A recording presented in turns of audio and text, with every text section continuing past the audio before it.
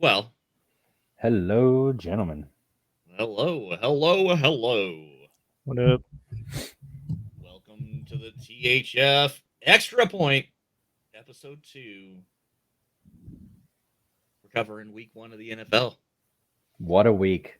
Oh my goodness. That was an incredible week to start the season off. Thursday to Monday, too. I mean, Down to the wire in both games. If you Yep. the bookends were down to the wire. We got Thursday night football that was insane all the way to the end. You didn't know who was going to win. And Monday night treated us with the first overtime game of the season. And I don't know how many people could have possibly picked the Jets to win after their first drive. Mm-hmm. Like if I wish Firestorm were here, which he'll be back. He'll probably be joining us shortly, hopefully. He's running a little late, but I wish he were here to tell us how Vegas viewed the odds of the Jets after the Aaron Rodgers injury, because there's no way in hell they didn't go way down after Aaron Rodgers left the game. No, it did for sure. I have a screenshot. I was watching it, and it went to the crowd, and this guy just flipped off Zach Wilson immediately. yeah, I saw that. He was like, man. I was like, Dang. No. But he did it. He got the win. Well, Zach Wilson didn't get the win. Defense got the win. Yeah. The team looks really good. It's just Zach Wilson, I felt like it was the same 2 plays over and over again. He would run away from the defense, and then he would throw a really low ball, and then he would run away. Halftime, he kind of brought it back, but I felt like the defense shined, and Breece Hall, some people think that whatever about him. I think he looked really good, dude. I think Breece Hall looked great. He's going to be a stud. That's his first game since his injury. Yeah. He didn't no preseason, no training camp. This was the first time suiting up, and he balled out. And he was still getting off injury. He did well. He was a guy I was, this is touching in the fantasy a little bit, but he was a guy that I had the opportunity to make a keeper, and I didn't. I chose not to make him a keeper. And who did you choose in his place? Like, who was it between? Nobody. And it was the fact that I already had a first round pick was with a keeper, and I already had a second round pick taken up by a keeper. And if I had kept Breece Hall, he would have slid into my third round pick, and then I wouldn't have had a pick until like the 8th round. And I was 50-50 on him. It was like flipping a coin. And so I was like, when Dalvin Cook was traded to the Jets, when he signed with the Jets, rather, that was it. I was like, okay, well, that answers that question. I'm not gonna waste a keeper on Breece Hall, because I'm not gonna waste a keeper on a second string running back. But wow.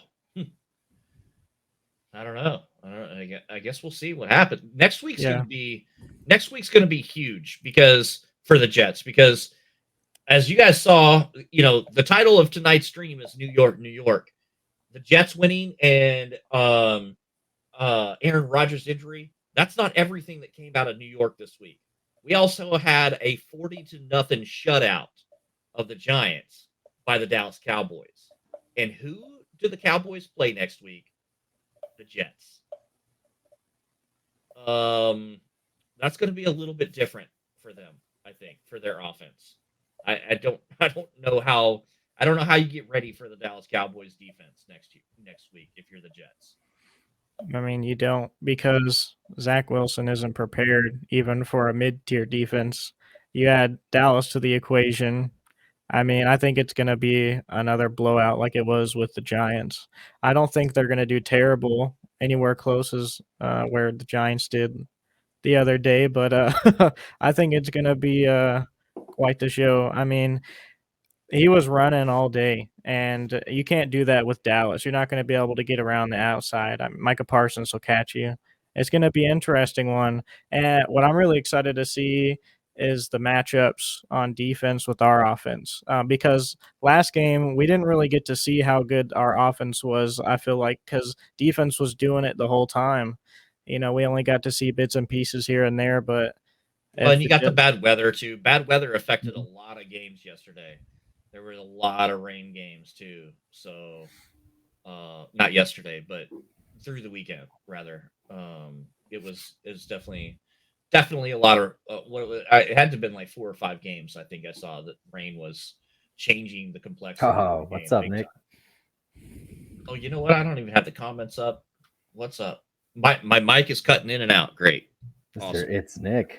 I met him in a random duos match in Fortnite. Oh, really? That's good. Yep. Let's go. Yeah. So what other big? Well, I tell you what. Let's let me bring this up. Let's take a look.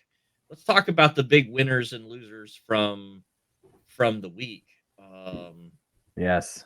By looking over our pick'ems. Let's maybe share screen.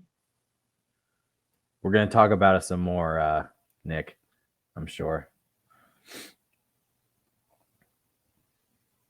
There we go. There we go. So we got the pick'ems for the week.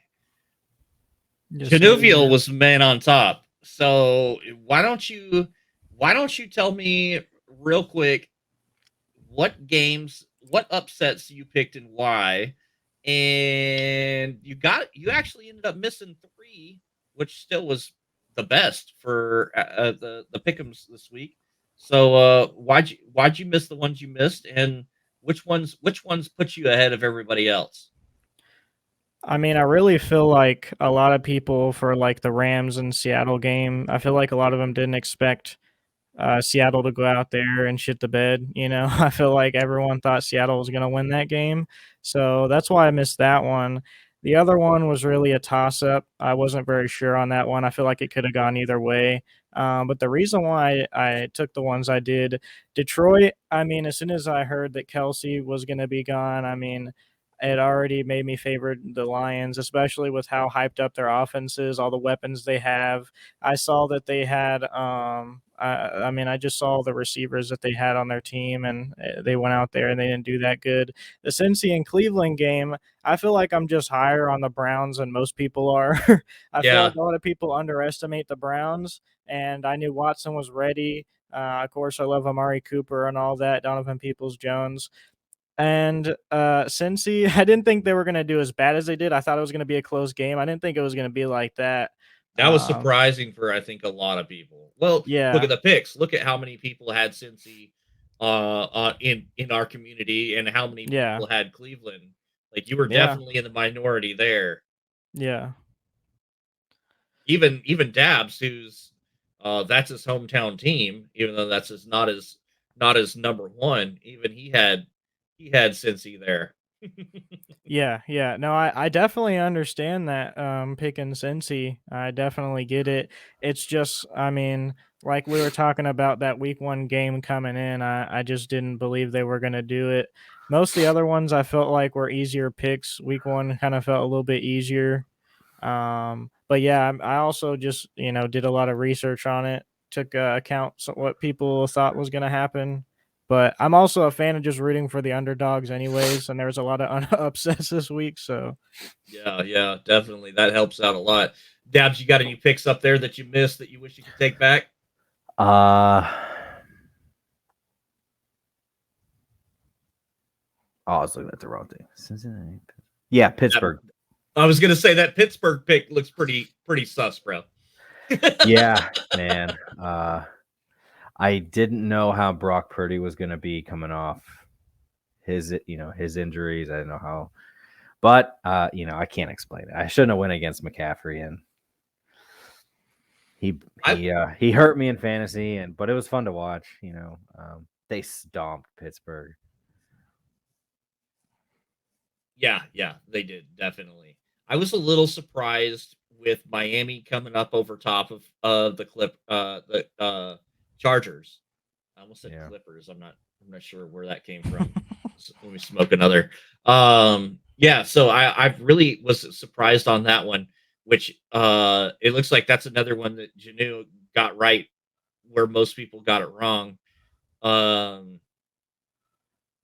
was rooting hardcore for New England on that one, not just because I had them picked, but because obviously I would have loved to see Philly lose that first game as a Cowboy fan. But also, like, I really thought that they had I think Firestorm that last week talked me into it.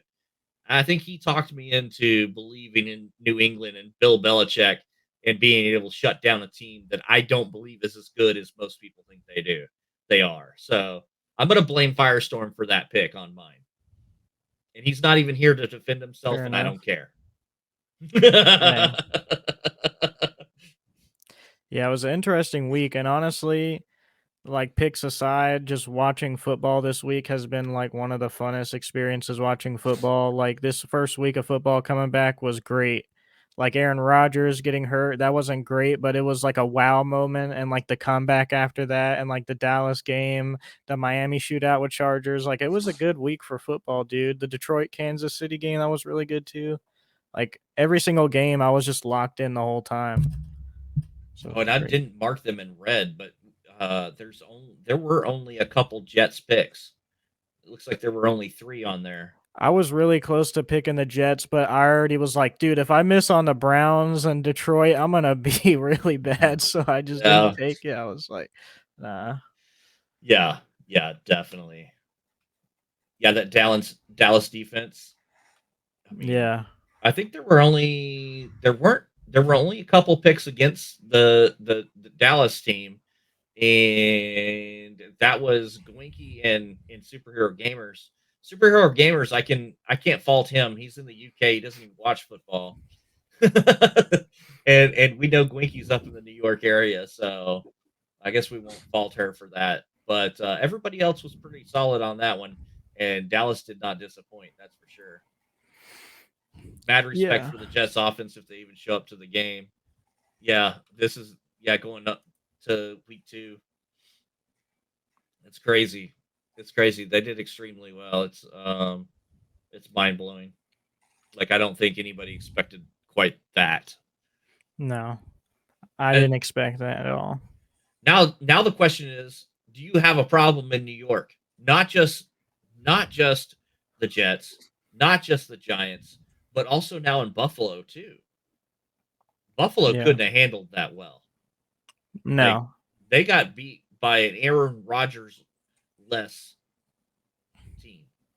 Yeah, especially since the Jets acted like it was a Super Bowl, how hyped they were, you know? Like, if I was the Bills there, it would have definitely been demotivating. But at the same time, you know, they work every single day. You know, they pull it to practice, they get their mind right. To them, they gotta be in the mindset of like, hey, this is a really bad loss, but that means we just gotta improve and we gotta get better. Next man up. That's what the NFL's all about. Next man up. I feel like if that happened to the Jets, it would have been way worse. I feel like the Jets kind of needed this to give them some oomph without having Aaron Rodgers. I still am doubtful about their future, though. But yeah, what else was surprising about this week? Who was the biggest winner of the week? Do you think? Like, which team got a win that had to have it? I got 2 teams. I picked Detroit was a big one. They started the season out. They made a statement. The defense is here. Their offense has weapons. You know, Goff can throw the ball. So I picked them as a winner. And I also picked Green Bay because they stomped the Bears. You know, Jordan Love had a day with them. Romeo Dobbs had a day. We'll get into him, you know, a little later. Yeah, he did. But he did. Man, Packers own the Bears. So they really do in recent years, and it's even with the new quarterback, that trend is not changing very easily. It's like Green Bay knows how to produce great quarterbacks. I was thinking that that division is basically Green Bay and the Bears fighting who's going to be fighting for who's not going to be last. But now, what about Minnesota? I think it's going to come down to Detroit and Green Bay, but you don't think that Minnesota's going to be in that conversation? Not with Kirk Cousins, no. Okay. After seeing Love play, I think I changed my opinion. I think Green Bay will do a bit better than I predicted at the beginning already.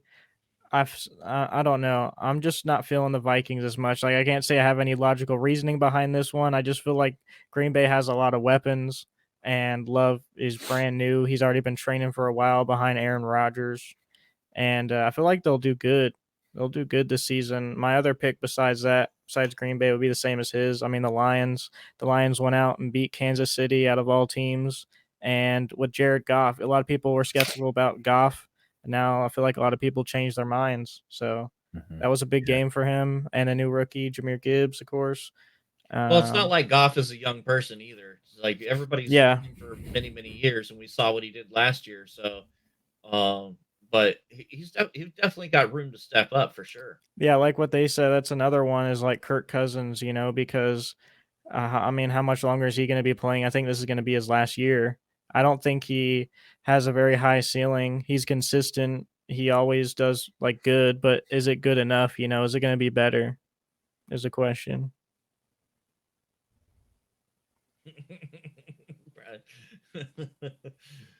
Oh, color commentary from Digital Navy. Yeah, apparently JJ was pretty upset at one of the interceptions that Cousins threw. This is that. And seven said the same thing. He's also pretty down on Cousins too. I'm not a fan. I never have been a fan of Cousins, quite honestly. And I think he's Alex Smith 2.0. He's managing games, and he's had the benefit of really easy schedules and also really great athletes around him. Is Madison as good as Cook? I guess maybe not. We'll see as the season progresses. JJ is the best wide receiver in the league, no question about that. But Kirk Cousins he's mid. He's mid at best. Unless Tyreek Hill keeps playing like how he's playing. If he keeps doing that, Tyreek Hill is gonna be number one, dude. That 55-point fantasy is ridiculous. Yeah, absolutely. Like, my mic is still having issues. I don't know what the deal is tonight. Tyreek Hill. I had my the top 10. This is again more fantasy football related, but I pulled up the top 10 players this week, and Tyreek Hill is number one in our league. 54.5 points in fantasy. And it was not even close. The next closest person, Brandon Ayuk from San Francisco, had 37.9. Yeah. Like, not even close. And that's just offense. I know there was another pretty huge score by Dallas's defense. Yeah, fuck that, man. I mean, I had that game in the bag. That's the one that got you, isn't it? Yes. Yeah. Yeah. Ouch. Yeah. Ouch. It's pretty hard to predict that stuff. I mean, I feel like week one was just crazy throughout. So if you lost or won, I mean, it doesn't matter. Week one was just crazy either way. So we'll just have to see. Yeah, for sure.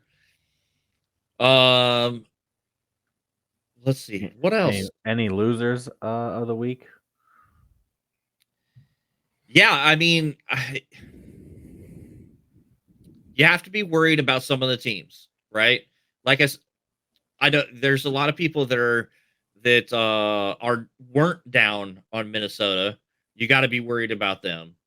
You got to be worried about Buffalo, I think, because Josh Allen, I mean, he gets a lot of comparisons here in Dallas to Dak Prescott. And we all know the season that Dak had last year.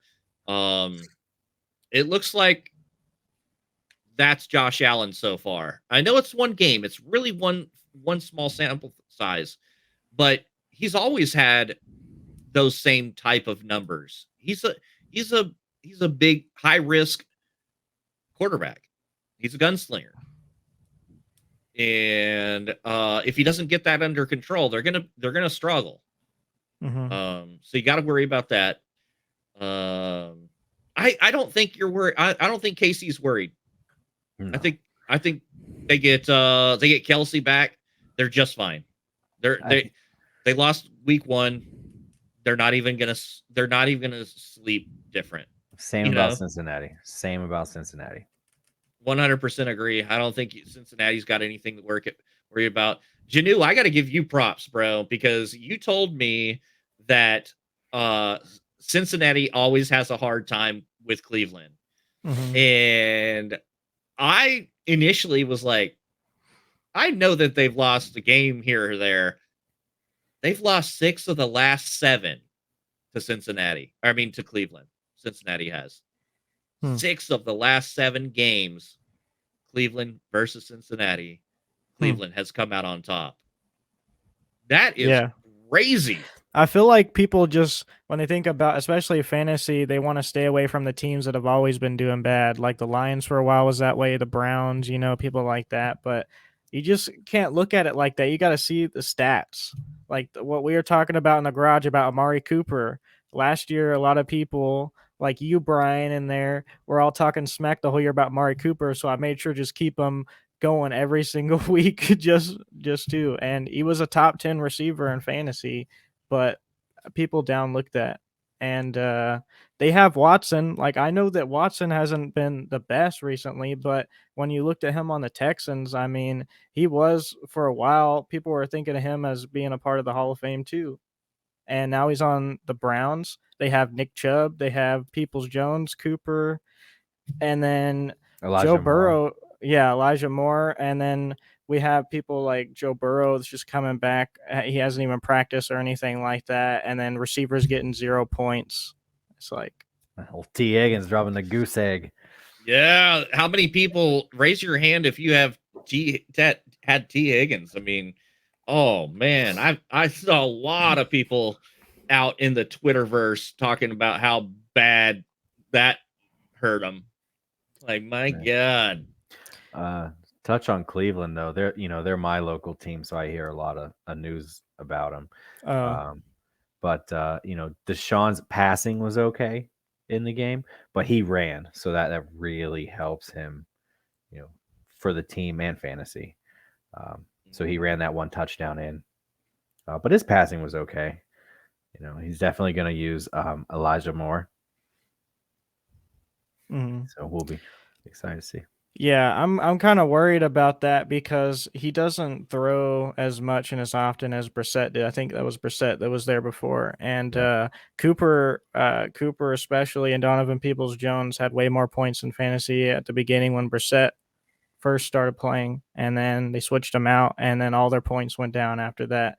So I'm wondering if Deshaun Watson will be able to get back to that point like he was before when he was on the Texans, or if he's just washed at this point.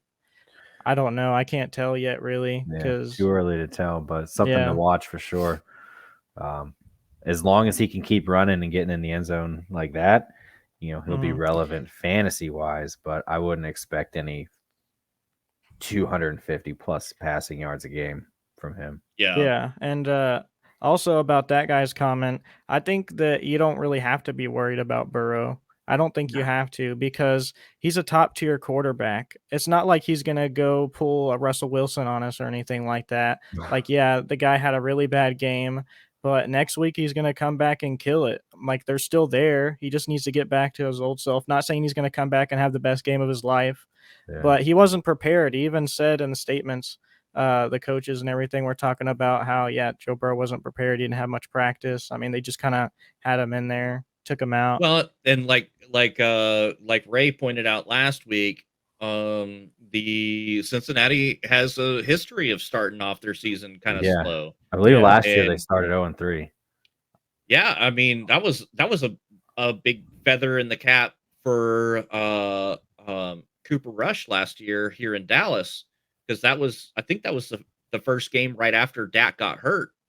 And I think everybody in Dallas was just writing that game off like as a loss. And then Dallas's backup shows out and they beat Cincinnati, and it's like, whoa, are they going to be better than we thought without Dak? Like, I mean, it was crazy. But that's just another example of Cincinnati being a slow starter for the year. And I couldn't tell you what happened the year before that, but yeah, I think they had a good 4 games in before they really got going last year. And you're seeing that again this year, at least through game 1. Yeah, I think Cooper Rush to the Jets would be really ideal. I was hearing someone talk about that earlier this morning since we just got Trey Lance. I think they can't ride out the whole season with just Zach Wilson. I know we're going back to the Jets here, but there's a lot to talk about. They can't just go the whole season with him, dude, because he's not going to be good enough. Like maybe one day in the NFL he will be good enough, but he's just not right now. He doesn't look prepared at all.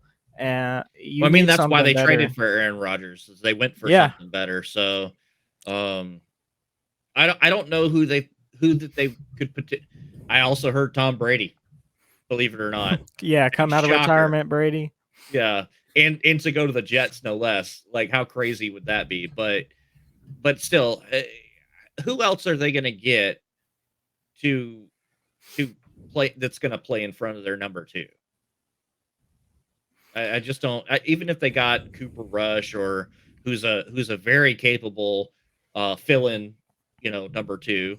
Bro, if they got Teddy Bridgewater, bro, I don't even know if they could or not, but I'm just a fan of Teddy Bridgewater. If they got him in there, bro, he would go crazy.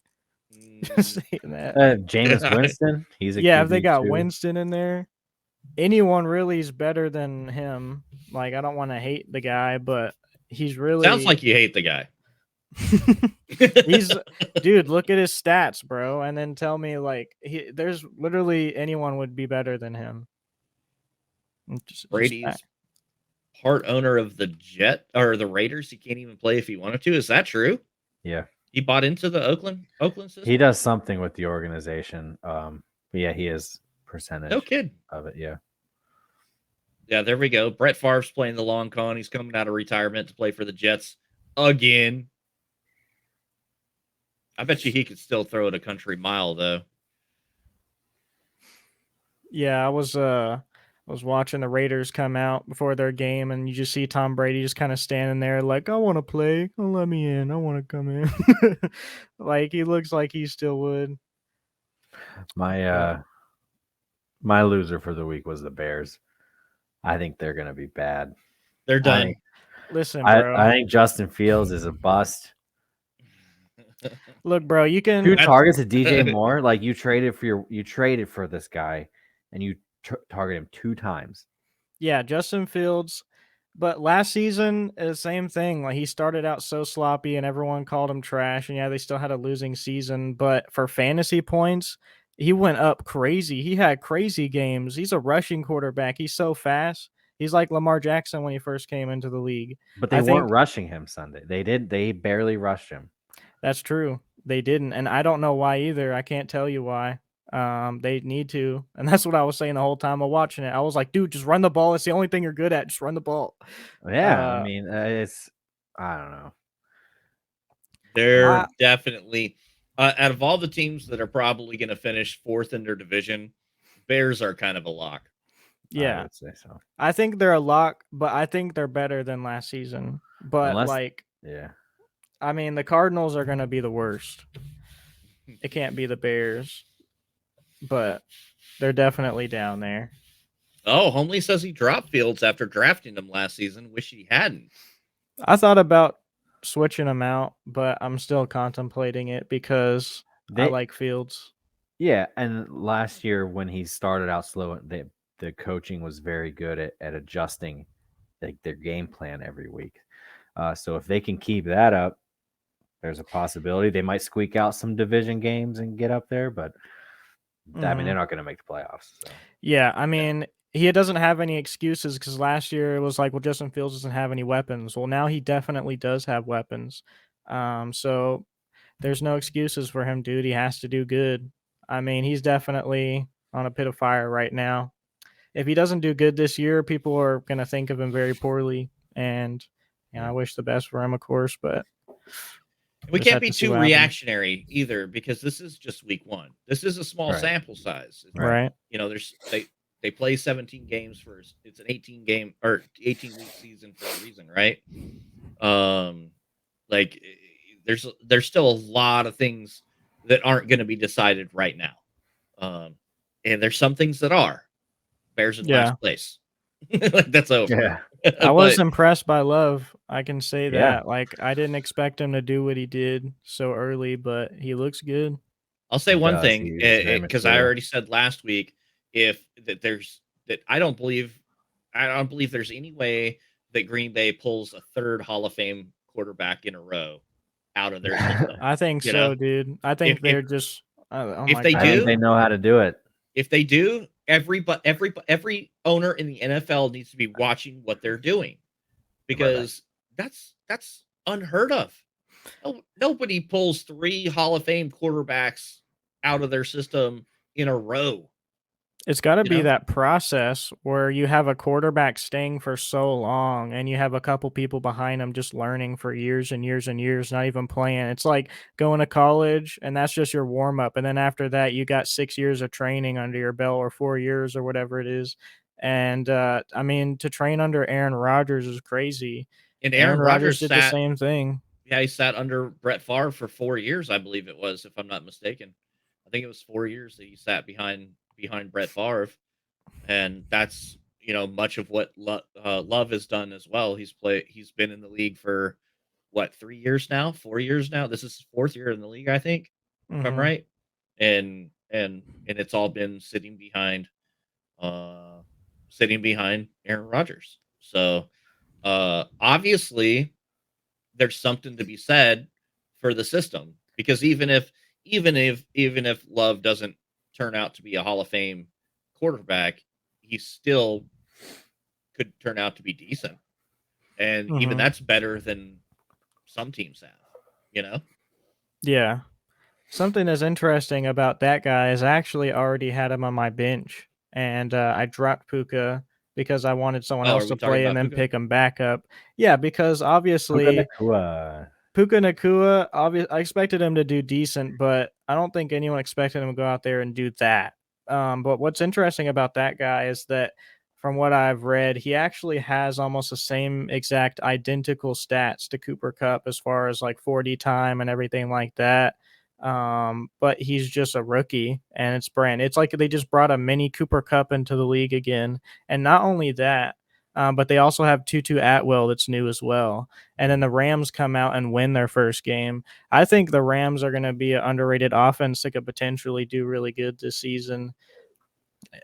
I mean, they're really difficult to get a read on, because they outside of Aaron definitely Donald, their defense is not good. they've done some things. They've changed up their team in the last couple of years, right? They've done some things, but they win a Super Bowl, surprise everybody, and then go 5-12 the next year. Yeah. So, and that's the 5-12 is what everybody remembers right now, because nobody even expected them to win the Super Bowl when they did it.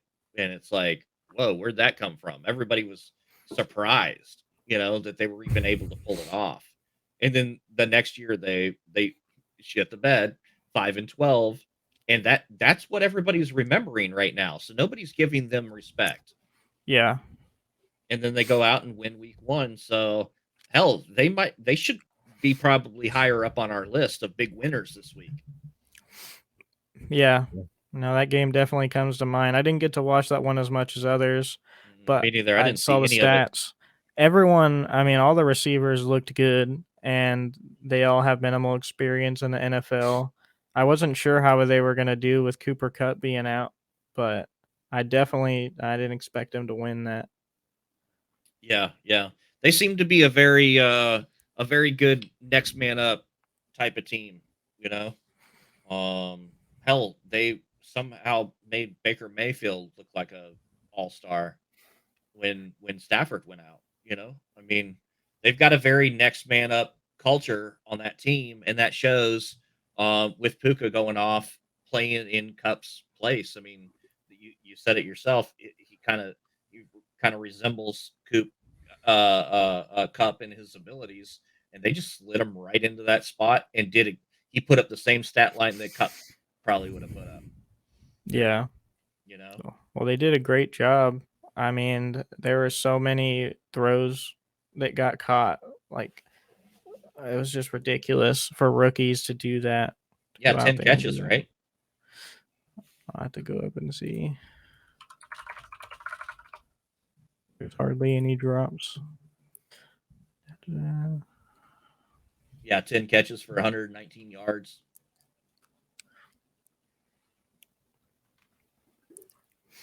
Yeah, strong. Out of 15 targets, that's a lot of targets. 15 targets is massive. Something interesting too about Tutu Atwell is he had 6 receptions, whereas Puka had 10, but they had the exact same yardage. Almost half of the receptions that Nakua got, if that's how you say his name. Yeah, I mean, those two guys look great. It feels like we're kind of shifting gears to fantasy here. So let's see. I made a list here actually of key injuries. If you want, I can go through that if you want me to. Oh yeah. Let's see. Let's because obviously we all know the big one. Yeah, I won't cover Aaron Rodgers because that's obvious. Right? We all know the big It's a one. blow to everybody. What other big, like you're talking about injuries that happened during the game? Yes. So this week's injuries. So obviously Aaron Rodgers takes the cake. Next, J.K. Dobbins tore his Achilles as well. He's out for the season. Yeah, that's right. That was the first Achilles injury. Yes. So fantasy wise, you want to look towards Gus Edwards or what's the other one's name? I don't remember. Hill. Anyways, yes, Yeah, Hill, Justice Hill. Deontay Johnson's out with a hamstring, looking at probably 4 weeks. He is my wide receiver too, so that's fantastic. How'd that hurt? Yeah, fuck. Steelers. Pat Fryermuth also with the Steelers has a chest injury. He will be doubtful. He scored a touchdown Sunday too, didn't he? He's if production wise, he's not a bad tight end. He'll get a lot of catches, but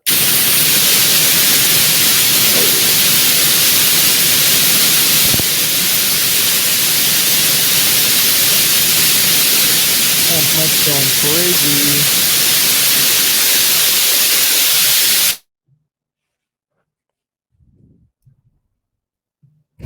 Fixed. I don't think the football gods really like what we were talking about there.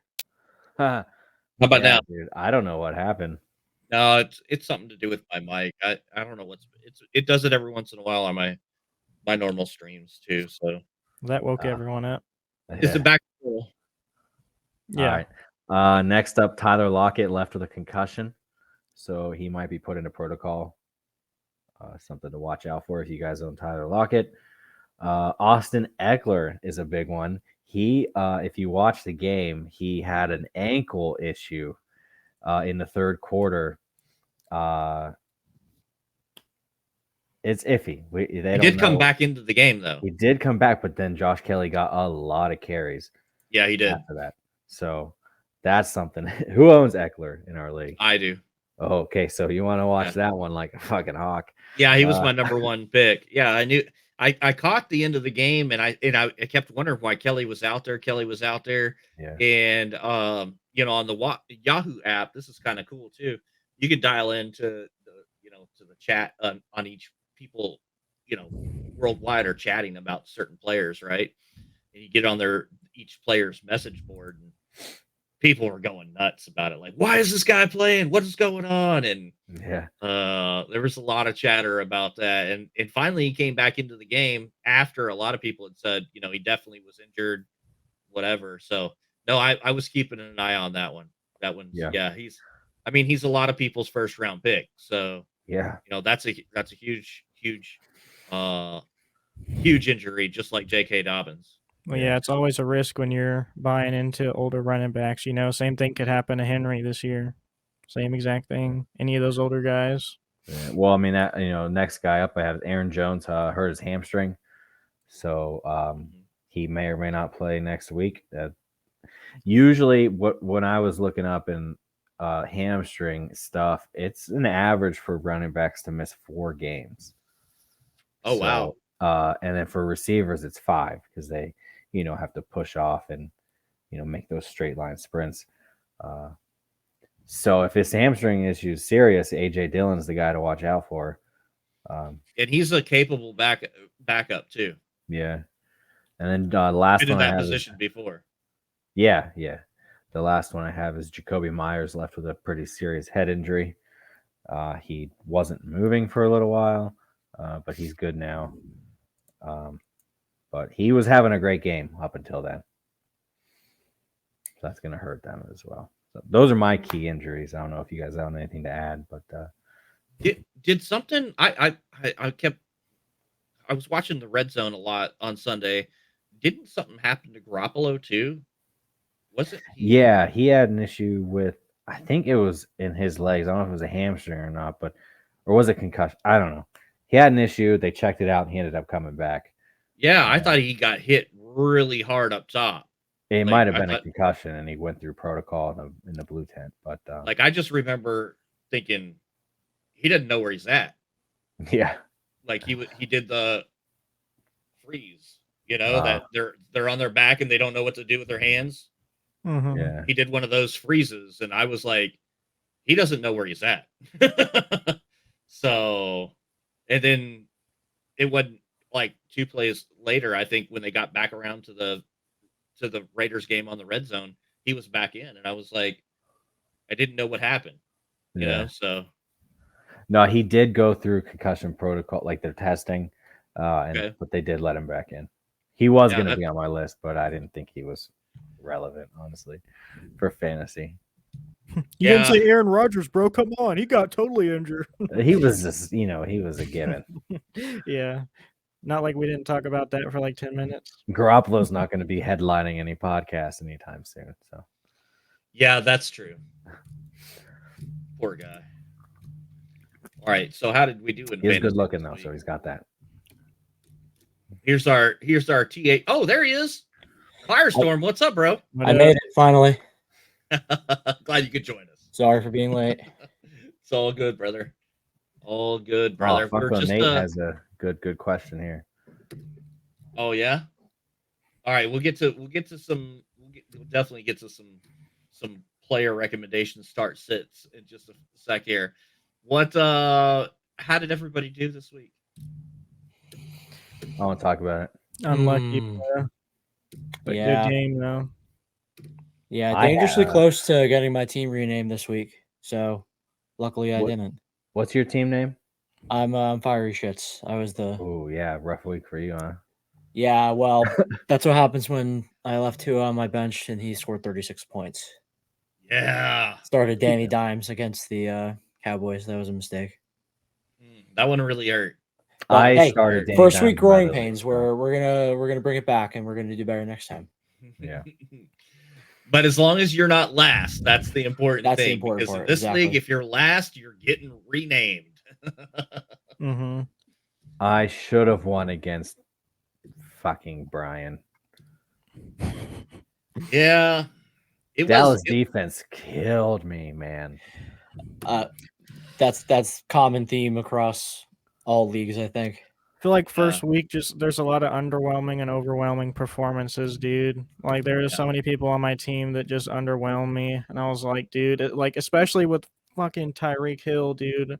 It was like he stole all of Waddle's touchdowns, every single one. I was like, bro, give me just one touchdown. If I got one touchdown, I would have won. All I needed was like one touchdown. But yeah, it was a good week. It was fun.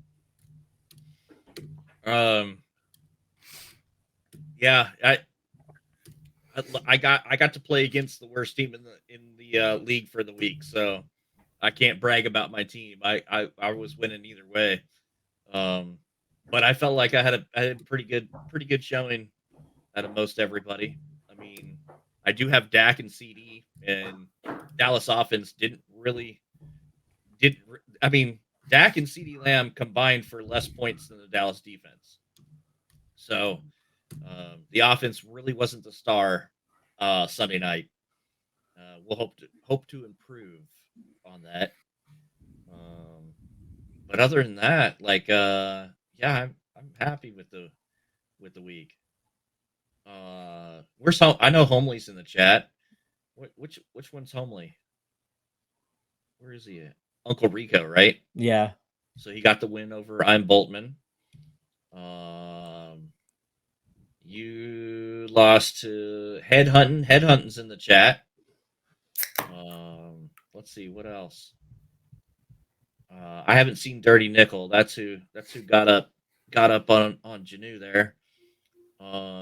Q making his debut into the league. Got beat by the best team in the league for the week. So you can't fault him for that. Did all of us except you lose our matchups this week? I did lose one, yes. Yes. Oh, brutal. Yes. I was the only winner on the show. Hey, you know what though? I'm not mad because I won $650 in bets, so I could care less about fantasy football this week. Oh man. And I don't want to talk about. I don't even want to talk about betting. I keep making betting wrecks, and it's not going well. You got to hit me up, bro. I'll set you up. I like my fantasy team. I wasn't upset with how they performed. I just was a victim to Dallas's defense. So yeah, I was a victim to Tyreek Hill. You know, Zay Flowers, Zay Flowers. He's gonna be a stud, man. So let's see. Let's take a look at the I was looking to see if anybody did anybody jump out. Who were some players that like just dominated fantasy this week that you don't expect to? Like who popped off? I know I think a lot of people short-sighted this guy is Calvin Ridley. Ridley popped off this week. Hunter Henry popped off. I didn't expect Rashid Shaheed as soon as I drop him to get 33 points. I don't think he'll do that again, but that was ridiculous. I didn't expect that. Yeah, he popped off. I went ahead and kept Michael Thomas over him. I think he'll do better for the whole season if he can stay healthy. But Rashid, I didn't expect him to do that, bro. He's a third string. You're not supposed to do that as a third string. He's number 2 on my waiver pickup. I mean, how many more weeks we got of Michael Thomas before he gets hurt, you know? Oh, yeah. That's true. That's fair enough. But I think he's missed enough time. And every single time he catches the ball, he's so careful to not get hit. Like, he'll just fall down immediately. He won't even go for the run. That's true. We already talked about Nakua with LA. Romeo Dobbs. Yeah. 2 touchdown game. Dobbs is another one. He's kind of been on that bubble of wide receiver 2, 3, the last couple of years. Obviously getting out from behind the shadow of Devontae Adams helps. And he's been gone for a couple of years. So Dobbs finally gets to show up. Plus now Lazard's not there. So Dobbs is actually the number 1 in Green Bay now, right? Christian Watson, but he didn't play. So, but everything that I've seen, Jordan Love loves throwing to Romeo Dobbs. Like, that's his guy. So, he may not get a lot of touchdowns. That might be spread out, but he'll get a lot of targets. So that's something to keep an eye on. But we're a half-point PPR, right? No, full point. Full point, yeah. Definitely, you're going to want to watch the target share there. Yeah, that's what makes not only wide receivers valuable, but also your 2-dimensional running backs so valuable in our league is because it is a full PPR league. I mean, that's why I went Bijan Jameer with those first 2 picks, because they're pass catching running backs. Yeah. I mean, I don't think anyone expected Hunter Henry to go off. Well, I mean, New England offense as a whole, other than the first quarter, really exceeded expectations. Yeah. If it weren't for some pretty simple mistakes, they likely would have won the game. The same thing happened last year against Cincinnati. I went to that game where Ramondre Stevenson fumbled at the 3-yard line where they would have gone ahead with less than 60 seconds left in the game, and that ended the game. So same thing here where they're in the red zone ready to win the game with an out of bounds pass completion. But Hunter Henry had a really good game, but he's been Mac Jones's go-to target for a long time. Mac Jones had a great game compared to the past. He put up quite a few points. If you're having any problems at quarterback, you're looking at Mac Jones. Really, Mac Jones and Jordan Love are both two really good pickups on the waiver this week. Definitely. I have a claim. Kendrick Bourne. Yeah, so I'm gonna put in for Kendrick Bourne. I don't know if I'm gonna get him or not. I'm sure other people are as well, but you're probably not gonna get him. Yeah, probably not. But I took the risk in drafting Juju over him, and I'm already regretting it. But I'm hoping if I end up getting Kendrick, I'm hoping later in the season, Juju kind of finds a place. And it's all right, bro. I dropped Nakua, so it's not any worse than that. Yeah. But the Patriots, they looked really good, bro. I got to give it to you, man. The Patriots look better, and they came out better than I thought they would. They look good. They did. And Jalen Hurts, he didn't want to run the ball. He wasn't really able to. He didn't have a choice. And I figured Bill was gonna plan that. But when he ran, he slid way before any contact. Yeah, and that fumble he had, that was a big hit. He's not one to give up a fumble. Yeah, so that's something. Yeah, Ramondre was sick too. Oh shit, I have Jalen Hurts. That's another thing that the sports talk it's been a topic where Ramondre, he was questionable leading up to game time because he had an illness. It's likely what caused his quote unquote lack of performance compared to what we're expecting. Yeah, and Elliott got the ball more too. I feel like they're not going to give him the ball that much.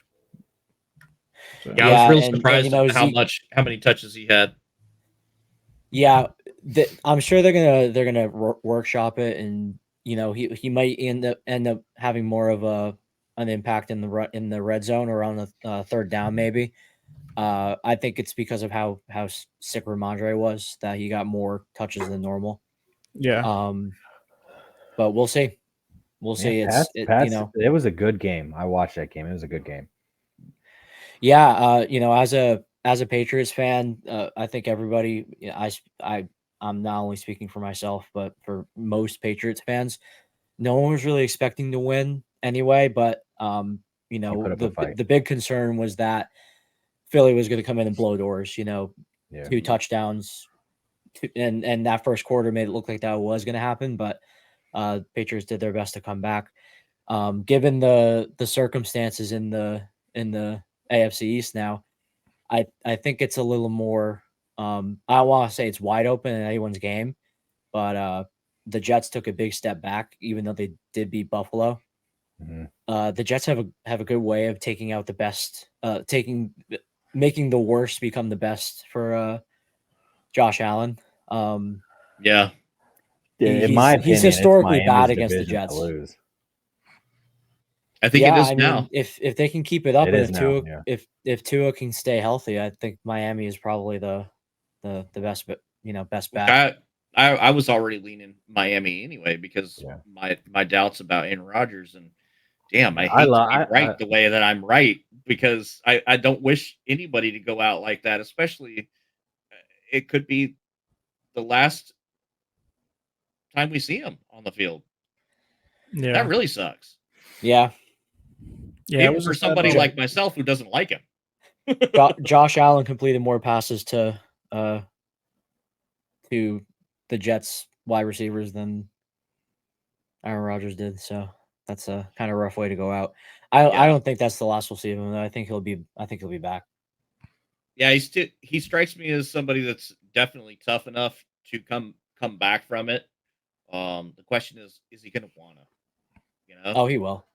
Yeah. Yeah, I don't know. I don't think he wants to go out on a 0 for 4. If he Sitting could out get back for for a the year, playoffs, sitting out for a year can change a lot of perspective when you're already at the very end of your career. yeah, because then it's like if he even comes back for the playoffs, are they going to want to start him? Because Oh, then no, he's he already won't be missed back for out the on the whole playoffs. year. Yeah, so like He probably won't. He likely Sorry. wouldn't be ready for week 1 of next season either. That's another thing to consider. really, A torn Achilles is no joke. Mm-mm. And like Headhunting just said in the comments, that's a tough injury to come back from, especially as someone who's a little bit older. So That's what I mean. Yeah. It's a sad not only day. not only going to be really tough for him, but sitting there, he's gonna get approached by people that want him to move on to his next phase of life, like a lot of people do. Like the rumors will start floating around about broadcasting or yeah, being involved in management for the front office for Green Bay or whatever. Like He's coming back. I think he'll be back. Ain't no way he's gonna let himself go out like that. No, I think the ceiling is still too high because nobody knows what he's going to do with the Jets. Even if he gets back to 80% of what he was before, that he still has a great opportunity. He's still better than Zach Wilson. Yeah. I mean, look, we anyone all admittedly know that Tom Brady could have played another year though too. He could have his played production another dropped 20. off. Brady could have played for a few more years. I mean, this isn't a Peyton Manning situation where he was just broken, or Romo, or any of these other quarterbacks that they still have the drive, they still have the heart to do it, but physically they can't do it. Oh, man, Brady, Romo was made to be a broadcaster. Yeah, Tom's a superhuman though. Like, there's no, you really That's what can't I mean. compare. We all him. know. So people keep I trying don't to think compare. Aaron Rodgers is that guy. No, that's the thing. Aaron Rodgers isn't that guy. People still are trying to compare the two, and it's given the longevity, yes, there are similarities, but again, Brady is just a totally different. I think it's a coin flip if Rodgers comes back again. I put the odds at 50-50 right now. I think he will. I think this he year will. will be a good year for the offense to click, like get together and click. Throw in Aaron Rodgers next year, mid-season maybe. Yeah, and I mean, not for nothing, their defense is still Super Bowl caliber. Mm-hmm. Yeah, Jets defense is is no good. joke. They have a great team, dude. They're just missing that final puzzle piece, and that's a quarterback because their run game looked good. Their defense was super solid. Their defense really won them the game, and special teams. Like Zach Wilson didn't win them the game. He definitely didn't. I mean, Josh Allen won the Jets the game, let's be honest. They need Zach Wilson to not lose the game. Yeah. Yeah. He just looked like he didn't know what he was doing. Like, I feel like Zach Wilson, like I was saying earlier, could be good, but in the future, like every single play is the same thing. He's running from the D or he's throwing the ball at their feet. He had like one or two maybe decent throws, and that was in the second half, and that was it. And I can't say that I think the Jets are going to make the playoffs anymore. And it's sad because their team's really good. Like they may get close to it, but I just don't think they're making the playoffs anymore without a good quarterback. They got a core of extremely young talent, and that's a product for a good team. That's a recipe for a really good team. I still think there are a couple paths to the playoffs for the Jets. One of which being picking up a veteran quarterback. Nobody super special, just somebody to kind of guide the ship. Who's there though? Who's out there? I can't think of anybody. There's a handful of guys. I mean, you still you have people like Jacoby Brissett, Carson Wentz, who haven't been picked up yet. I'm not saying they're superstar talent, but given the offense, you may not need superstar talent. You may just need a game manager. You just need really. You just need decent. Go ahead. Carson Wentz. Don't this.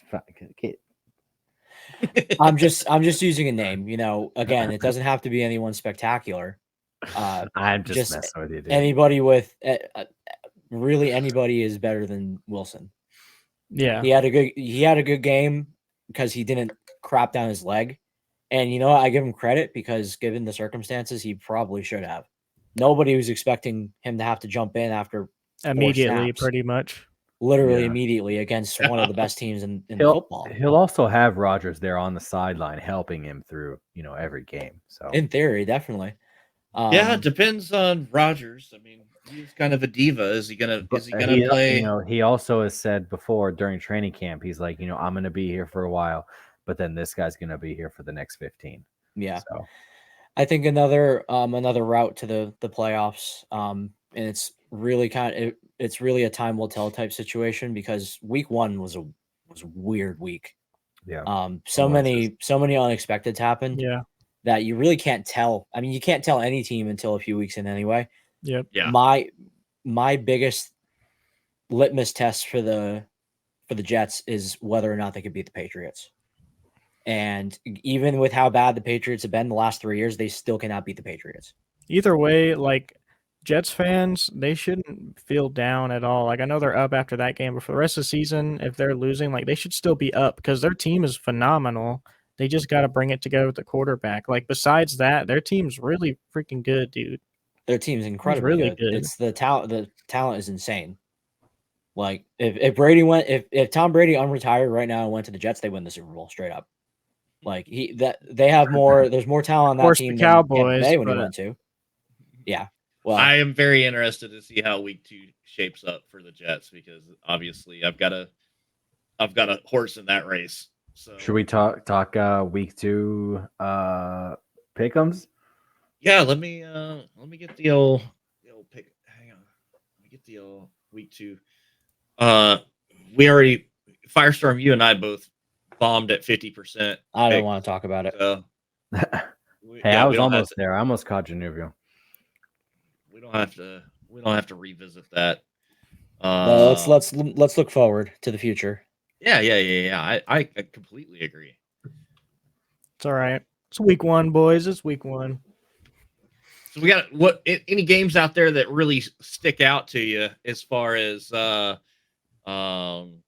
games that are going to be tough to call? Who do what's out? First off, for me, Baltimore and Cincy, and that's because of the game Cincy just came off of. I know I was just saying earlier, I think Cincy's going to do a lot better, and right now I'm thinking they're probably going to win. And also just because Lamar Jackson and the Ravens, a lot of people expected them to be really good this season. I know it's only week 1, but they didn't look that good against the Texans. I think for them, from their perspective, being a Baltimore fan, like if they win against Cincy, I think that'll still say something. If Cincy wins, that'll prove that they're not trash, that it was just a week 1 fluke. So I'll be excited for that one. Yeah, I got 2 games I'm looking at. First one is the Giants versus Arizona. So Arizona put up a fight last week, so their defense might keep them in some games. So we're going to find out if New York is really bad like they showed last week, or if Arizona might not be as bad as we thought they would be. So I think the Giants will bounce back and beat the Cardinals, but they might make it a little bit more difficult. Next one, Chicago and Tampa Bay would be another one to watch. Yeah. It's a big test for Chicago. Tampa Bay's coming off a win. Baker, see how he does. But it's a big test for Chicago. Yeah, Chiefs and Jacksonville's another one. That one's gonna be. I have to watch that one. Yeah. That So one's gonna be really two good. games. The 2 games I'm most excited for. Vegas versus Buffalo. I think it's going to be a test for both teams. Buffalo's coming off a pretty nasty loss where they should have won. They should have won that game twice over. And then Vegas is decidedly better than last season, but it'll if they can put up a fight, even if they lose the game, they can put up a fight against Buffalo. Then it's kind of showing I think it shows a change in the tides. But the game that I am most excited for out of every game on this list is Seattle versus Detroit. Yeah. There are 2 stellar offenses. It's going to be just a gunslinging, showdown. I think it's going to be a high scoring game, and a lot of fun to watch. And I think Seattle didn't show up. Detroit wins. Didn't quite show up last week. Again, where week 1 was a fluke, I think, for a lot of teams. I think a lot of teams are going to kind of figure things out going into going into week 2. Yeah, like I've been saying, still it's a small sample size. Cleveland, Pittsburgh too. Cleveland, Pittsburgh is always fun. Yeah, that's always a good rivalry around here. But Cleveland's defense is no joke, and Pittsburgh's offense, we'll see what Kenny Pickett has. Yeah, I think Cleveland's got that game all day. I think this. Oh, I do too. I think it's more of a test to see what Pittsburgh is really like because they played San Francisco last week, and of course they're going to get crushed by San Francisco. They're like one of the best teams in the NFC. It's between them and Dallas for the best team in the NFC, in my opinion. So, Headhunting's got a good one here, Jacksonville and KC, because KC's coming off a loss that most people think they shouldn't have lost, even without Kelsey. And then definitely if Kelsey's back, they're going to be expected to be much improved this week. And then going against Jacksonville, who's a lot, you could make a lot of comparisons between Jacksonville and Detroit. Young teams, young system, just like they're on the rise. That's another team that's on the rise. And Trevor Lawrence is. I'm a Trevor Lawrence fan. I was when he was in Clemson. Yeah, I've been watching him actually since he was in high school because I've known about him because when I was in high school, I used to watch high school clips and stuff like that. And he was a really big prospect even back then. And ever since then, he's just been starting on every single team and just done great. I definitely like him, dude, even though he kind of looks like a horse. He does. He's cool. Oh, boy, those luscious locks. Sarah Jessica Parker. But also, what sucks about KC? KC's been on top. They are the top. I mean, they're the team that everybody's gunning for. So there is nowhere for KC to go but down. And so when they keep playing against these teams like Detroit and Jacksonville, these are going to be interesting games because you got young up and coming teams that are trying to take down a giant. Yeah, because Lawrence was not putting up fantasy points for Christian Kirk like he did Calvin Ridley. Like that's a big difference. That's a big leap. So big difference. If Kelsey's not playing, I would say Jacksonville's probably got it in the bag if they can play like that again. I know it was only week 1, but Jacksonville could be elite this season. But Chiefs have Chris Jones coming in. He didn't play last week, so the pass rush is going to be a little bit more intense for Trevor than it was last week, than it would have been last week without Chris. Yeah, and they're not going to pull out Kadarius Toney anymore or Richie James Jr. Like, oh, I'm scared of those guys. Like, even if the pass rush is heavier, Trevor Lawrence is better than Jared Goff, though. Yeah, and he's more mobile, so I think it's pretty evenly matched. But the biggest factor in that game is whether Kelsey plays or not. Mm-hmm. If Kelsey doesn't play, I'm taking Jacksonville all day. Really? Yeah, all day. I don't know. I think I could see Jackson. I think Kansas City can pull it off. I think they'll be more prepared and they can correct a lot of things that went wrong without Kelsey. But again, like I said, I have to believe in the champs until they give me a reason not to. Yeah. You got to bet the run. You can't bet out of it. Yeah. So what fantasy wise, I know we had a question earlier. If I can get back up to it, but what are we looking at as far as like the waiver wire pickups and start and sit? Like anybody have questions about like positions that you need advice on? That kind of thing. I can't find Nate's comment. Let me find it. Nate, if you're still in the chat, you'll have to ask that again. I'll let you start off, Dabs, if you have some already written down, because I have some deep picks. For like waiver wires? Yeah. All right, here you go. Okay. Trevor Lawrence versus Chiefs or Dak versus Jets? Yeah, Trevor Lawrence versus the Chiefs or Dak against the Jets. Trevor Lawrence. Yeah, that's easy. Trevor Lawrence. Dak has a tough secondary to go against too. Yeah. Chiefs defense allows a lot more passes, and you don't want to go against Jets defense. So I would probably say Lawrence. Yeah, Jets defense is definitely the clear advantage there over Chiefs defense for sure. It's going to be The Dallas game has the potential to be a defensive slugfest. In the Jacksonville and Chiefs, that's going to be an offensive slugfest. So you're easily playing Trevor Lawrence there. Yeah, I don't know if Dallas is going to put 40 points against the Jets. No. No, probably win. not. They'll win, but it won't be like they pounded the Giants. Well, if they win 40-0, it'll be the defense scoring a bunch of points again. Yeah. Here's something. Taking Zach Wilson off 3 times. Yeah. I mean, they definitely Diggs getting a few picks for you. There's no reason to believe that the Cowboys can't sack Zach Wilson 7 times. They could literally go into week 3 with 14 sacks on the season already. Yeah. Easy. But that defense is scary.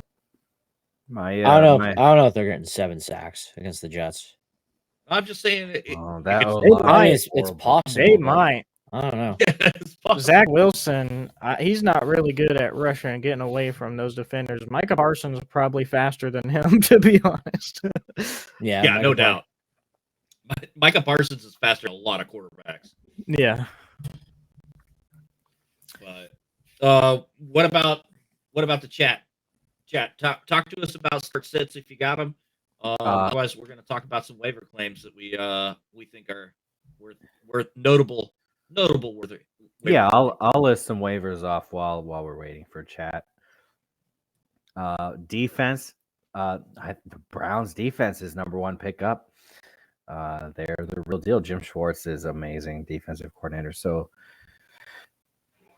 they show that they can rush the pass. Myles Garrett, I think, will be defensive player of the year. Just a local team there. Right.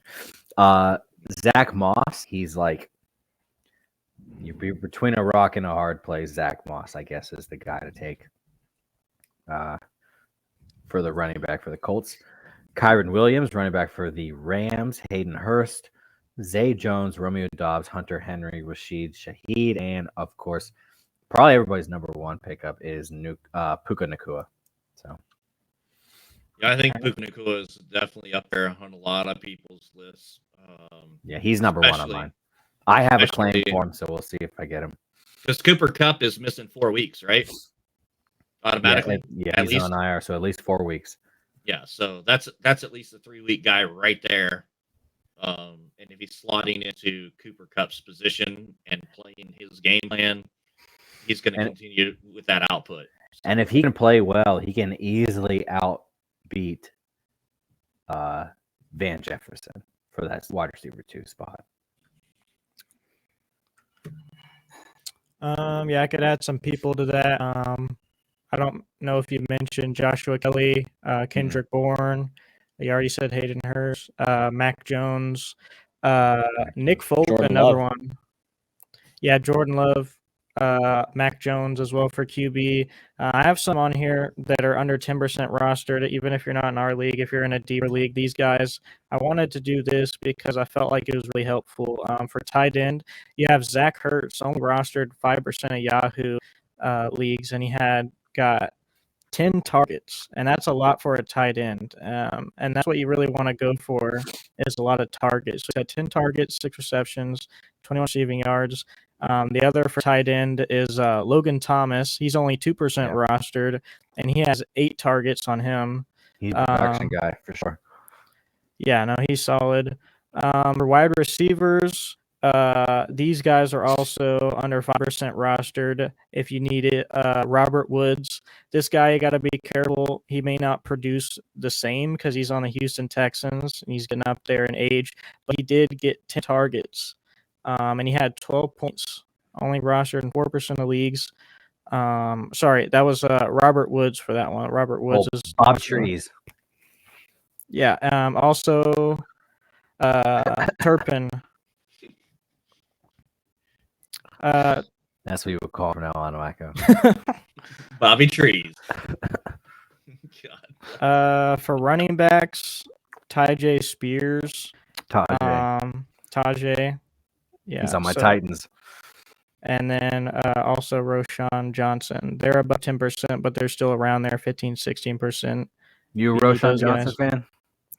I haven't seen enough of him to say, but I definitely have him as one of my waiver picks. So we'll see how I feel about him. What about Rashid? Is it Rashad or Rashid White? Rashad White. I mean, I feel like the rest of the season he could do a lot better. So I'm a fan of him. I like him. I think he'll do better. My number one QB to pick up was Brock Purdy. Yeah. You know, a lot of people already have him rostered. No, I don't think so. Is he even available in our league? Is he even No, he's available? not. He's not. Yeah. Oh, so a lot of people don't have him rostered, but he's gonna be I don't know if he'll be relevant fantasy wise. Yeah, fantasy wise, definitely. I mean, think in the league, you can't beat the San Francisco offense is crazy. Yeah, if McCaffrey's catching passes, Ayuk's catching passes, Kittle, Debo, like somebody's got to throw them the ball, and it's Purdy. Yeah, so. yeah. He's 56% rostered in Yahoo leagues. Okay, so that's not too bad. Less than I would have guessed. Honestly, I would have had him. I would have guessed him ahead of like Jared Goff. In my other Yahoo league with my buddies from junior high school, I put in a claim for Purdy because I have Danny Dimes as my quarterback. So you gotta fix it. Yeah, me too. But he's ahead of like Carr and Stafford. You know, I would have thought that he was rostered in more even than 56% because he's barely ahead of those guys, and I would have thought he would have been much higher just because of how much everybody is so high on so many parts of San Francisco's offense. Yeah. But then again, their offense runs through CMC, and when you got a running back capable of dominating a game all by himself, that doesn't usually leave a whole lot for the quarterback to do. Darnell Mooney's another one I had mentioned while I'm looking at it. Obviously, Justin Fields hasn't been playing that well for the first game of the season, but he still put up 15 points, and he only had 7 targets. And watching him from a fantasy perspective, it's like whatever. But when I'm watching him in game, I mean, he looks like a real player. Like if Justin Fields got it together, I could see him being a top wide receiver because he's got skill. Even last year when Justin Fields did even worse, he still looked really good. He makes crazy catches. So yeah, him too. Who else? If you need a kicker, Nick Folk. You could try getting Nick Folk. Yeah, he's the number one kicker on the waiver wires. Gotta be. Didn't he have 5 field goals? There was a lot. Let's see. And he's been he put up 18. Consistent. Put up 18 points. He was my kicker last season. He's a very consistent. And he was pretty kicker. Very reliable. I can't believe he's been on as many teams as he's been on. Honestly, I mean, he's been in the league 100 years. Yeah, Rashee Rice too. Rashee Rice, you could pick him up.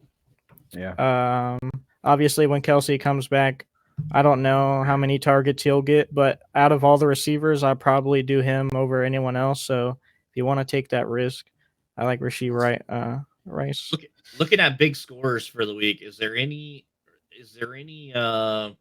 probably waiver wire type people that are probably one-hit wonders, like red flags, stay away? Yeah, there's a lot of them. Zach Moss. Stay away from Colts running backs. Stay away.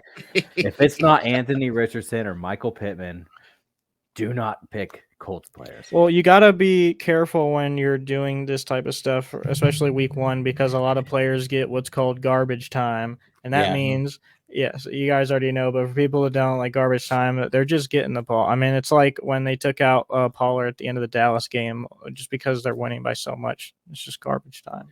Zach Moss is slated to be the running back 1 for the Colts. And I'm telling you, if they're running the ball, the majority of the time it's going to be Anthony Richardson. So we're talking about Puka Nacua quite a bit, but on that same team, you have Tutu Atwell. Mm-hmm. He scored 23 points.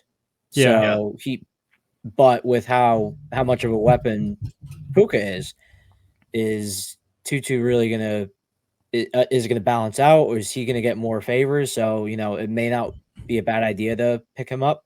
but Yeah. check matchups, based on the defense, who he gets paired up with, etc. Because, oh, look, he scored 23 points. You put him in and he may not perform like he did this past game. So he's pretty high ranked on the waiver right now. He may be one that you gotta be careful with.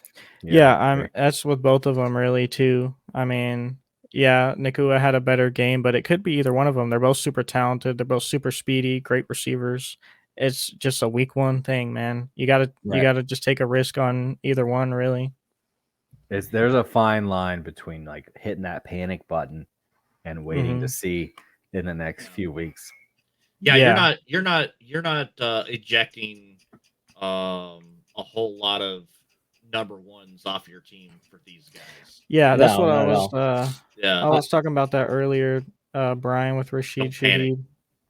Shaheed. Mhm. In one of my other leagues, we have a rookie this year who's never done fantasy, and he had players not perform, and he's freaking out, and he wants to swap people out. And we're like, dude, it's week one, relax. Give it a little while.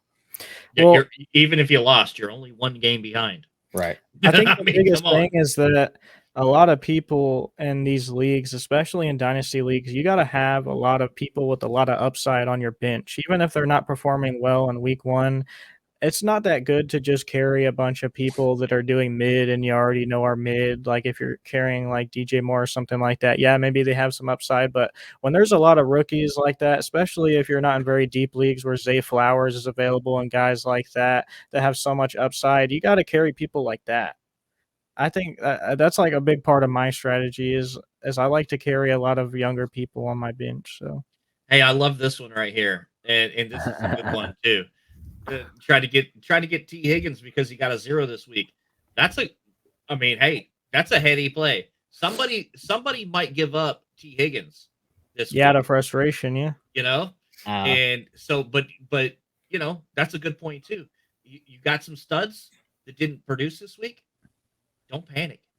It's only week one. Like it's only week one works for a lot of scenarios. You know what I mean?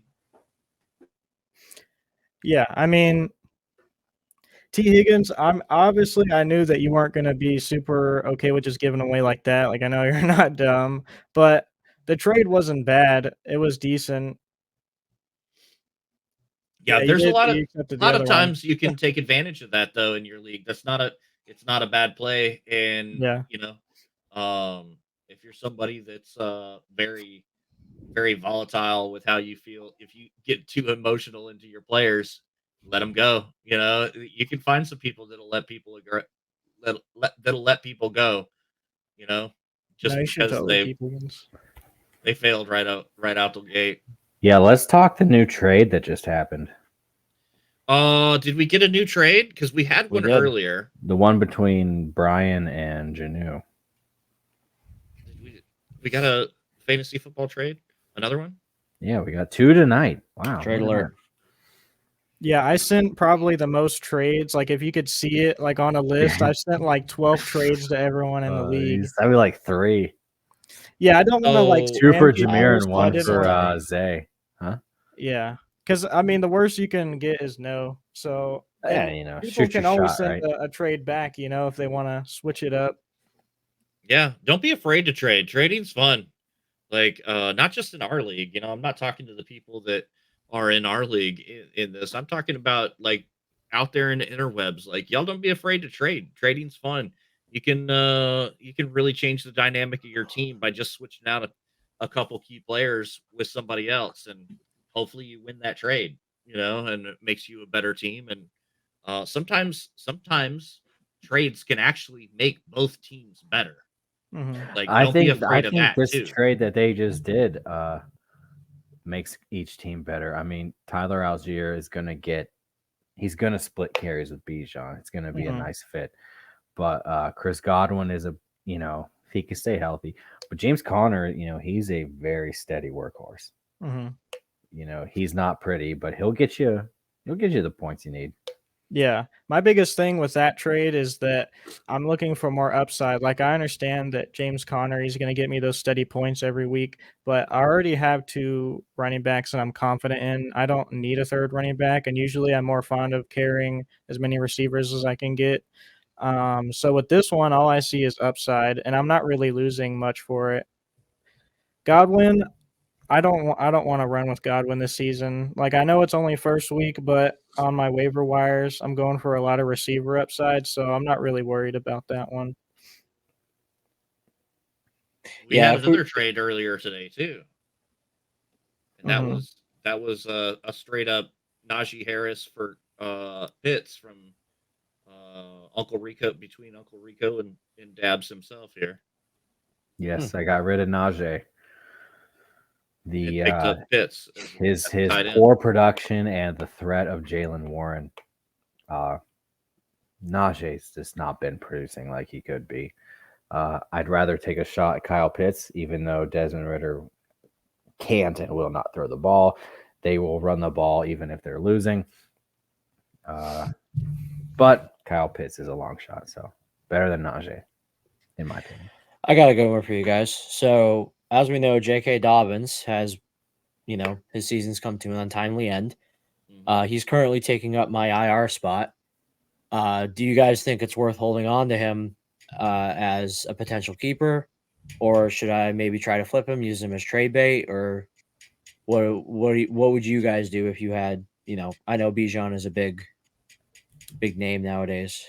So personally, he would take up that IR spot until I needed it for somebody else.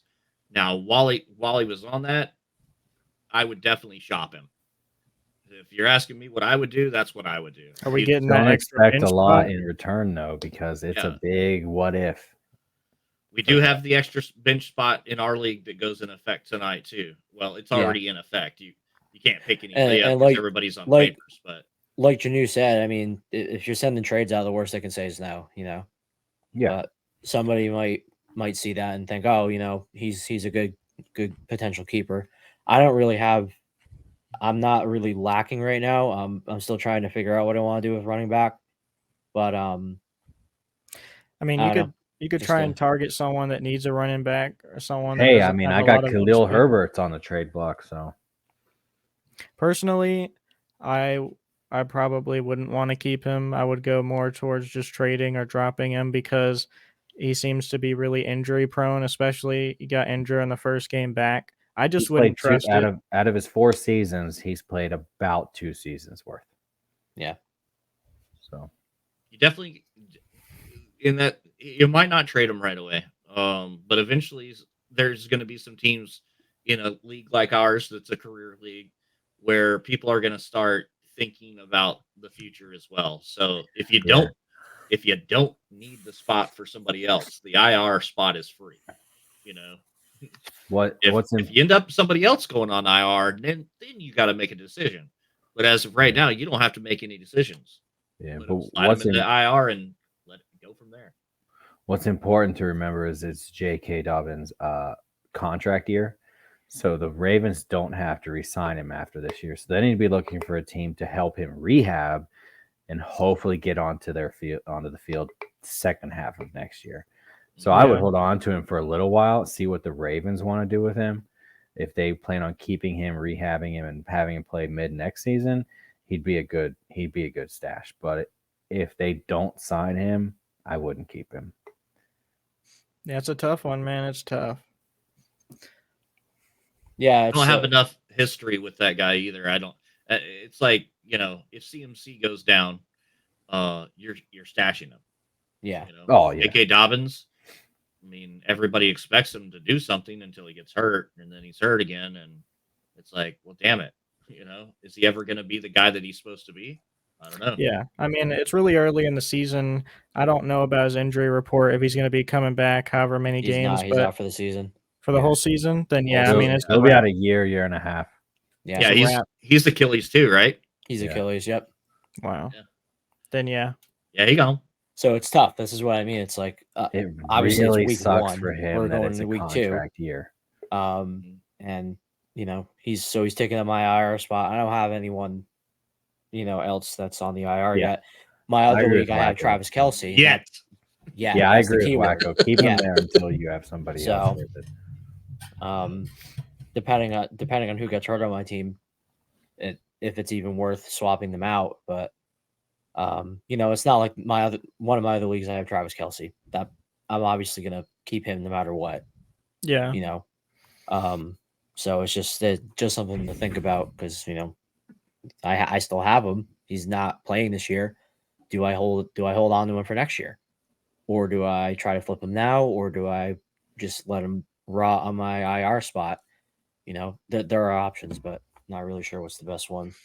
I mean, if you don't got anything better, I would say just put them on your IR. But like literally, if you have anything else that's better than that you could carry, I would just go ahead and drop them. Because even if you're carrying till next year, who's gonna say he's not just gonna get injured again, even if it takes a few games, Because that's all he's shown so far is injuries. So it's kind of hard to hold on to that guy for so long and then worry about just getting disappointed. I think at best for Dobbins is next year he'll sign a veteran league minimum with a team that might rehab him for the second half of the season. I don't think the Ravens are going to spend money on him. No, I don't think so either. I do not think so either. I tend to agree with that. What else, guys? We're kind of getting into our final thoughts. Our own individual extra points. What you got?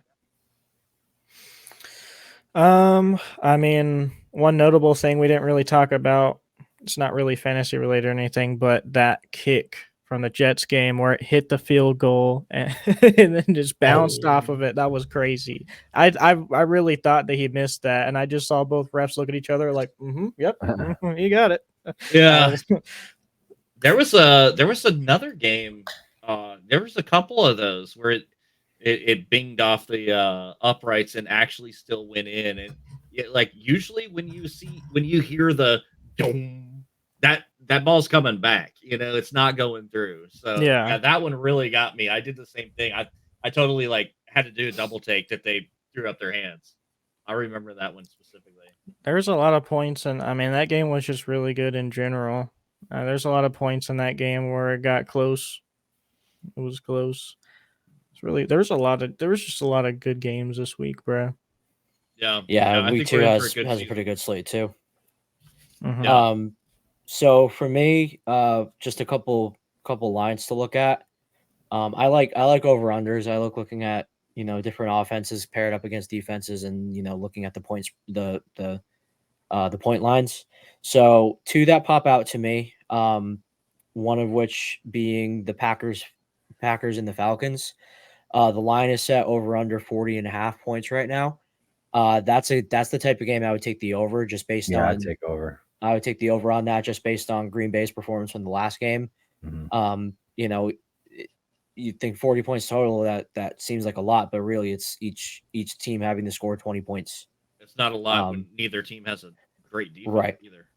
And then the other one I'm looking at is the Jets and the Cowboys. So the line is set at 39.5. That's the type of game where I'd probably take the under, because you're gonna have two defenses that are really, really swinging hard, fighting each other. I don't foresee it being a very high scoring game, but I'm not giving any betting advice this week until I hit a few, because the last week did not go well. But again, those are just those are the types of games I'm looking at, where I'm looking at the pairings, and they may change throughout the week. But if you're the betting type and you can find one of the sports books with the line similar, I would go under on the Cowboys Jets, and I would go over on the Packers and Falcons. And this is not official advice. Bet responsibly. For pick'ems, save your money. Just don't bet. Something I really strategize with, something that won me a lot of my money the other day, is when you do over-unders with players, especially on week 1s and week 2, there's a lot of people that are on there for bets that are wide receiver 3 or 4, and you don't know if they're going to play or not. Most of the time, if you have a roster like with the Bills or something like that, you'll know like where most of the balls are going to go to. It's not like a new team, like you know what's going to happen. So if there's a third string or fourth string and you have a bet to go under on yards or receptions, especially receptions, you can take that and win like 90% of the time because they're just not going to get it. And the people that are making the bets are just throwing up numbers because that player's never played before. If you have a bet like with Zay Flowers, that's something that you could go up on. And That's my guy. Yeah, so that's just a little bit of advice there for something that just won me. So if you guys do that, of course, not official betting advice, don't be a gambling addict or anything, but hey, it's fun. If you have a gambling problem, please dial 1-800. No, I don't know. You don't have that number? I needed that number, bro. I needed it. Every single state that has legalized betting has resources available. So yes, I should probably utilize them. Yeah, my advice is don't bet with money you can't afford Literally. to lose. Just don't bet. I'm only betting with money I already put in, and I'm locking it. Everything else I take out. It's Take the money you $200 would bet. Take the money you would use to bet and buy bits and donate to the stream. There you go. There we go. Hey, that's before we cut out of here too, which we're getting dangerously close to doing. Guys, Firestorm and Janu, they're brand new channels on Twitch. If you don't already follow them, please do so. Obviously, you probably are already following myself or Dabs, but if you're not, underneath each one of our names is our Twitch handle. So drop a follow on all 4 channels and just show support for the show. That's how we're going to grow. And we really do appreciate you guys dialing in to the show and chatting with us. It's this is episode 2. We got a long season to go. There's a lot of we're going to be talking about some interesting stuff week to week. I can guarantee it. It's going to be fun. So definitely. With that, anybody got anything else they want to add, or is this awkward wave time? Awkward head shake. Yeah, awkward head shake. All right. All right, boys and girls, let's get on out of here. Good night, everybody. Enjoy week 2. We'll see you on the flip side. Too late, Brian. See you later.